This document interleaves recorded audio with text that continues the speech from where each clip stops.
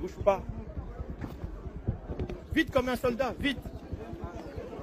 Ne plaisante pas. Bouge, bouge, vite, vite, vite comme un soldat. Ces images, tournées plus tôt cette année, montrent un revers militaire spectaculaire en République démocratique du Congo.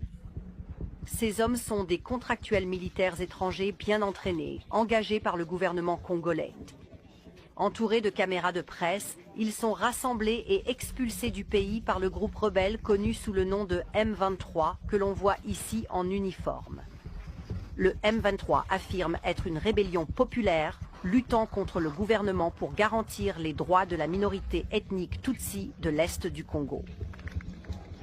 Début 2025, ils ont stupéfié le monde en s'emparant des plus grandes villes de l'Est du Congo. Mais une fois les caméras éteintes, la véritable puissance soutenant l'avancée surprise du M23 est entrée pour occuper la région. Il s'agit de troupes du petit pays voisin, le Rwanda, identifiées par des sources du renseignement qui se sont confiées à NBC News.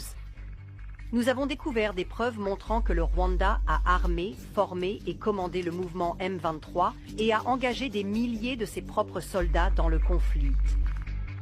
Leur guerre clandestine leur a permis de prendre le contrôle d'un territoire qui possède certains des gisements de terre rares les plus riches au monde, utilisés dans les téléphones portables, les puces informatiques et les batteries.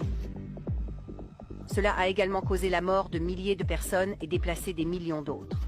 Malgré les accusations de l'ONU et des gouvernements occidentaux, le président rwandais Paul Kagame a soigneusement et à plusieurs reprises nié toute implication dans le conflit.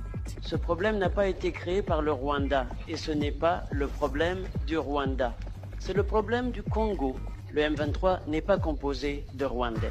Le Rwanda a-t-il actuellement des troupes, ne serait-ce qu'une, dans l'est de la RDC? Je ne sais pas.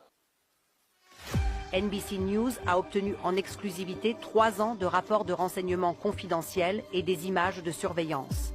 Ils nous ont été remis par des sous-traitants militaires engagés pour fournir du renseignement aux forces congolaises. En utilisant des rapports d'incidents supplémentaires provenant des forces de défense du Rwanda, RDF, des images satellites et des entretiens avec des combattants, nous avons pu reconstituer le récit de la guerre secrète